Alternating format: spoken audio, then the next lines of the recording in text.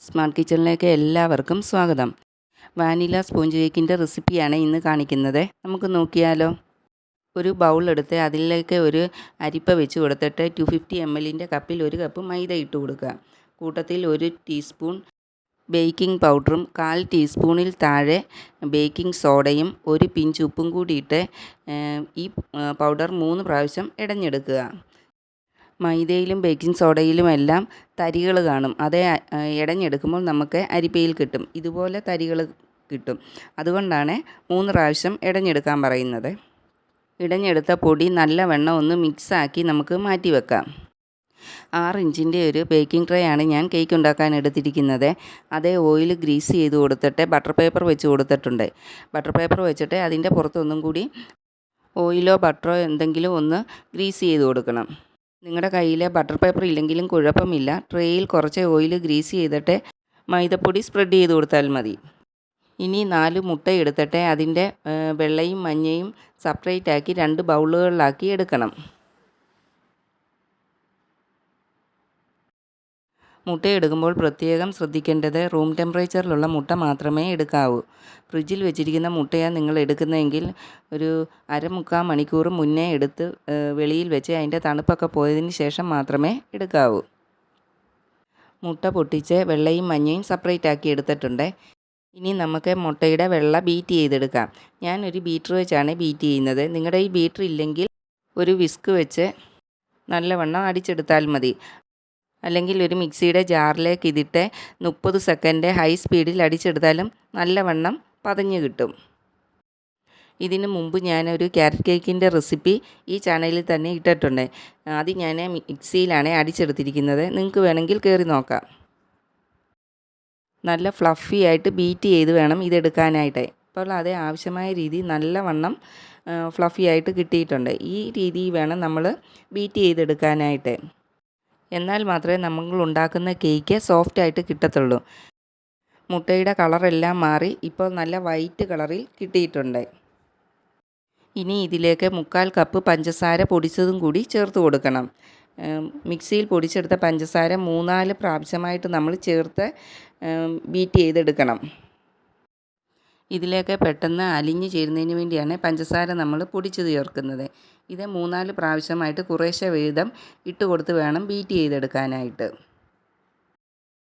ഇനി ഇതിലേക്ക് 1 teaspoon vanilla എസൻസും കൂടി ചേർത്ത് കൊടുക്കണം. മുട്ടയുടെ സ്മെല്ല് മാറി കിട്ടുന്നതിനും കേക്കിന് നല്ലൊരു ഫ്ലേവർ കിട്ടുന്നതിനുമാണ് വാനില എസൻസ് ചേർത്ത് കൊടുക്കുന്നത്. ഇതും കൂടി ചേർത്ത് നല്ലവണ്ണം ഒന്ന് ബീറ്റ് ചെയ്തെടുക്കണം.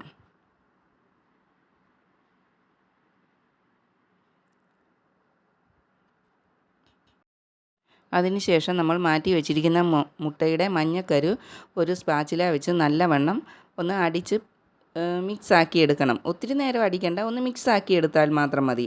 അതും കൂടി നമുക്ക് ഇതിലേക്ക് ചേർത്ത് കൊടുത്ത് ഒന്നും കൂടി ഇളക്കിയെടുക്കണം. മഞ്ഞക്കരു മുട്ടയുടെ വെള്ളയിലേക്ക് ഒഴിച്ച് കൊടുത്തിട്ട് ഒത്തിരി നേരം ഇട്ട് ഇളക്കി ഒന്നും ചെയ്യരുത്. കാരണം വെള്ളം നമ്മളെ അടിച്ച് നല്ല സ്പോഞ്ച് പരുവത്തിൽ ഇരിക്കുന്നതാണ്. അതിനിയും താന്നു പോകരുത്. അതുകൊണ്ട് സാവധാനത്തിൽ മാത്രമേ ഒരു സ്പാച്ചില കൊണ്ട് നമ്മൾ ഇളക്കിയെടുക്കാവൂ. അതുപോലെ ഒരേ ഡയറക്ഷനിലേക്ക് മാത്രമേ ഇളക്കുകയും ചെയ്യാമൂ. മിക്സ് ചെയ്ത ഈ കൂട്ടിലേക്ക് ഇനി 1/4 കപ്പ് ഓയിലും കൂടി ചേർത്ത് കൊടുക്കണം. ഞാൻ സൺഫ്ലവർ ഓയിലാണ് ചേർത്ത് കൊടുത്തിരിക്കുന്നത്. വെളിച്ചെണ്ണയൊന്നും ചേർത്ത് കൊടുക്കത്തില്ല. സ്മെല്ലില്ലാത്ത ഓയിൽ മാത്രമേ ചേർത്ത് കൊടുക്കാവൂ. ഇനി അതിലേക്ക് നമ്മൾ ഇടഞ്ഞു മാറ്റി വെച്ചിരിക്കുന്ന പൊടി ഒരു 3-4 പ്രാവശ്യമായിട്ട് ഇട്ട് സാവധാനത്തിൽ ഇളക്കിയെടുക്കണം. ഇളക്കുമ്പോൾ പ്രത്യേകം ശ്രദ്ധിക്കേണ്ടത് നമ്മൾ സ്പീഡിലൊന്നും ഇട്ട് ഇളക്കരുത്. ഈ പൊങ്ങിയിരിക്കുന്ന ഈ ബാറ്റർ താന്നു പോകാൻ ചാൻസ് ഉണ്ട്. അതുകൊണ്ട് സാവധാനത്തിൽ മാത്രമേ ഇളക്കി, അതും ഒരേ ഡയറക്ഷനിൽ മാത്രമേ ഇളക്കുകയും ചെയ്യാവൂ. ഈ കാര്യങ്ങളെല്ലാം ശ്രദ്ധിച്ചാൽ മാത്രമേ നല്ല പെർഫെക്റ്റായ കേക്ക് നമുക്ക് കിട്ടത്തുള്ളൂ.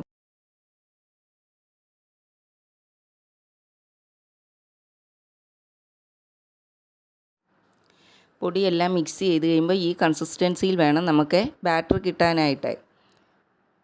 ഒട്ടും ലൂസും ആകരുത്, എന്നാൽ ഒത്തിരി ടൈറ്റും ആയി പോകരുത്. ഇനി ഇത് നമുക്ക് ട്രേയിലേക്ക് ഒഴിച്ചു കൊടുക്കാം.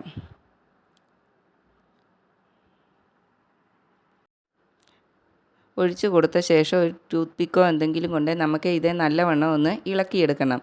ഈ ബാറ്ററിലുള്ള എയർ ബബിൾസുകൾ പൊട്ടുന്നതിന് വേണ്ടിയാണ് നമ്മളിങ്ങനെ ചെയ്തു കൊടുക്കുന്നത്. ഇല്ലെങ്കിൽ കേക്ക് ഉണ്ടാക്കി കഴിയുമ്പോൾ അത് നിറയെ ചെറിയ ചെറിയ ഹോളുകളായിരിക്കും. അതിനുശേഷം ട്രേ 2-3 പ്രാവശ്യം ഇങ്ങനെ ഒന്ന് തട്ടി കൊടുക്കുകയും ചെയ്യണം. ഇങ്ങനെ ടാപ്പ് ചെയ്തതിന് ശേഷം നമുക്ക് ഇതേ ഒരു ഓവൻ സെറ്റപ്പിൽ വെച്ചാണ് ഞാൻ ബേക്ക് ചെയ്തെടുക്കുന്നത്. 5 മിനിറ്റ് മുമ്പേ പ്രീ ഹീറ്റ് ചെയ്യാനായിട്ട് ഇത് ഞാൻ സ്റ്റൗവിൽ വെച്ചിരുന്നു. ഒരു പഴയ ബിരിയാണി പോട്ടിലേക്ക് റിങ് ഇറക്കി വെച്ചിട്ടാണ് ഞാൻ ഈ ട്രേ ഇതിലേക്ക് ഇറക്കി വെക്കുന്നത്. നിങ്ങൾക്ക് ഇങ്ങനല്ല, അത് കുക്കറിൽ വേണമെങ്കിലും ഈ ബാറ്റർ ഒഴിച്ച് വെച്ചിട്ട് നമുക്ക് ബേക്ക് ചെയ്തെടുക്കാവുന്നതേ ഉള്ളൂ. ഇനി ഇത് ട്രേ ഇറക്കി വെച്ചിട്ട് നമുക്ക് ഇത് അടച്ച് വെച്ച് 40 മുതൽ 45 മിനിറ്റ് വരെ മീഡിയം ഫ്ലെയിമിൽ വെച്ച് ഇത് കുക്ക് ചെയ്തെടുക്കണം. പിന്നെ ഓരോരുത്തരുടെ സ്റ്റൗവിൻ്റെ ഫ്ലെയിമിൻ്റെ അനുസരിച്ച് സമയം അങ്ങോട്ടും ഇങ്ങോട്ടും വ്യത്യാസപ്പെടാം. 40 മിനിറ്റ് കഴിഞ്ഞ് ഞാനിത് തുറന്ന് നോക്കി, വെന്തോന്ന് നോക്കിയായിരുന്നു. അപ്പോൾ കുറച്ചും കൂടി വേകാനുണ്ടായിരുന്നു. പിന്നെ ഞാൻ 5 മിനിറ്റ് അടച്ച് വെച്ച് ഒന്നും കൂടെ വേവിച്ചെടുത്തിട്ടുണ്ട്. ഇപ്പോൾ 45 മിനിറ്റ് ആയിട്ടുണ്ട്. നമുക്ക് ഇത് ഒന്ന് നോക്കാം. ഞാൻ ആദ്യം കുത്തി നോക്കിയ പാടാണ് ആ കാണുന്നത്. ഇപ്പോൾ നല്ല രീതിയിൽ വെന്ത് വന്നിട്ടുണ്ട്. കമ്പിയിലൊന്നും ഒട്ടും തന്നെ ബാറ്റർ പിടിച്ചിരിപ്പില്ല. ഇനി ഇത് നമുക്ക് ഇതിൽ നിന്നും മാറ്റി വെക്കാം. തണുത്തതിന് ശേഷം നമുക്ക് ഇത് ട്രേയിൽ നിന്നും മാറ്റിയെടുക്കാം. ഇപ്പോൾ നല്ലവണ്ണം തണുത്ത് വന്നിട്ടുണ്ട്. ട്രേയിൽ നിന്നെല്ലാം കുറേ ഭാഗങ്ങളൊക്കെ വിട്ടും വന്നിട്ടുണ്ട്. ബാക്കിയുള്ള ഭാഗം നമുക്ക് ഒരു കത്തി കൊണ്ട് വിടിവിച്ചെടുക്കാം.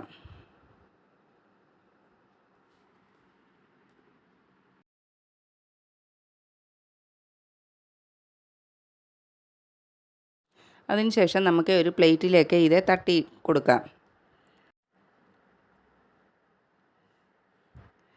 ഒട്ടും തന്നെ അടിയിലൊന്നും പിടിക്കാതെ നല്ല രീതിയിൽ നമുക്ക് കേക്ക് കിട്ടിയിട്ടുണ്ട്. ബട്ടർ പേപ്പറൊക്കെ നമുക്ക് മാറ്റി കൊടുക്കാം. ബട്ടർ പേപ്പർ മാറ്റുമ്പോൾ തന്നെ നിങ്ങൾക്ക് കാണുമ്പോഴേ അറിയാം നല്ല പെർഫെക്റ്റ് ആയിട്ട് കേക്ക് വന്നിട്ടുണ്ട്. സൈഡിൽ വെച്ച് കൊടുത്തിരിക്കുന്ന ബട്ടർ പേപ്പറും കൂടെ നമുക്ക് മാറ്റി കൊടുക്കാം.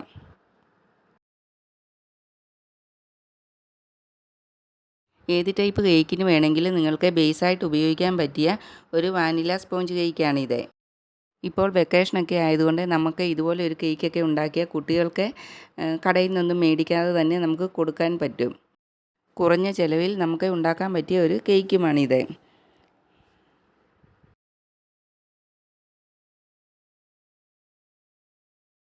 കേക്കിൻ്റെ സൈഡൊക്കെ നല്ലവണ്ണം പൊങ്ങി വന്നിട്ടുണ്ട്. നല്ല പെർഫെക്റ്റ് ആയിട്ടാണ് കിട്ടിയിരിക്കുന്നത്. അതുപോലെ തന്നെ നല്ല സോഫ്റ്റുമാണ്. ഇനി ഇത് നമുക്ക് തിരിച്ച് വെച്ചിട്ട് കട്ട് ചെയ്തെടുക്കാം. ഞാൻ ഈ കാണിച്ച രീതിയിൽ ചെയ്തെടുത്താൽ നിങ്ങൾക്കും ഇതുപോലെ നല്ല പൊങ്ങി വന്ന പെർഫെക്റ്റായ രീതിയിലുള്ള കേക്ക് ഉണ്ടാക്കിയെടുക്കാൻ പറ്റും. നിങ്ങളെല്ലാവരും ഒന്ന് ട്രൈ ചെയ്ത് നോക്കണേ. നല്ല സോഫ്റ്റുമാണ്, നല്ല ടേസ്റ്റുമാണ് ഈ കേക്ക്. നമ്മൾ ബേക്കറിയിൽ നിന്നൊക്കെ മേടിച്ച് കഴിക്കുന്ന അതേ ടേസ്റ്റിലാണ് ഈ കേക്ക് നമുക്ക് കിട്ടിയിരിക്കുന്നത്. ഇനി ഇത് നമുക്ക് കത്തി കൊണ്ട് കട്ട് ചെയ്ത് നോക്കാം. നിങ്ങൾക്ക് ഈ വീഡിയോ ഇഷ്ടപ്പെട്ടാൽ ഫ്രണ്ട്സിനും ഫാമിലിക്കും എല്ലാം ഒന്ന് ഷെയർ ചെയ്ത് കൊടുത്ത് സപ്പോർട്ട് ചെയ്യണേ. ഈ കേക്ക് 2-3 ദിവസം കേടുകൂടാതെ നമുക്ക് വെളിയിൽ സൂക്ഷിക്കാൻ പറ്റും. പിന്നീട് കട്ട് ചെയ്ത് ഒരു കണ്ടെയ്നറിലാക്കി ഫ്രിഡ്ജിൽ സൂക്ഷിച്ചാൽ കുറേ ദിവസം നമുക്ക് ഇത് കേടുകൂടാതെ ഉപയോഗിക്കാൻ പറ്റും. കട്ട് ചെയ്തെടുത്തപ്പോൾ നിങ്ങൾ കണ്ടില്ലേ എന്ത് സോഫ്റ്റായിട്ടാണ് നമുക്കിത് കിട്ടിയിരിക്കുന്നത്. അതുപോലെ നല്ലവണ്ണം പൊങ്ങിയും വന്നിട്ടുണ്ട്.